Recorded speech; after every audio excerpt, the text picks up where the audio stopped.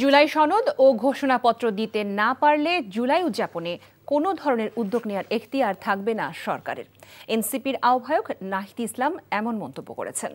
জুলাই ঘোষণাপত্র নিয়ে সরকারের কঠোর সমালোচনা করে সামাজিক যোগাযোগ মাধ্যমে ফেসবুকে দেওয়া স্ট্যাটাসে তিনি কোনো একটি পক্ষ যদি দলীয় স্বার্থে ঐকমত্য প্রক্রিয়াকে ব্যাহত করে তাহলে সরকারের উচিত ভয় না পেয়ে অন্য সব পক্ষ ও জনগণকে সঙ্গে নিয়ে ঐতিহাসিক দায়িত্ব পালন করা বলে তিনি জানান।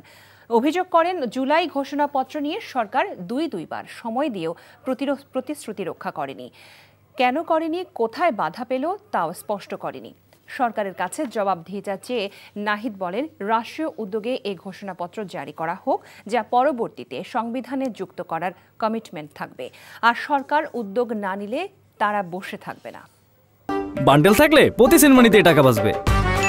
বিকাশ সেনমানি বান্ডেল কিনে জিতুন প্রতি লেনদেনে।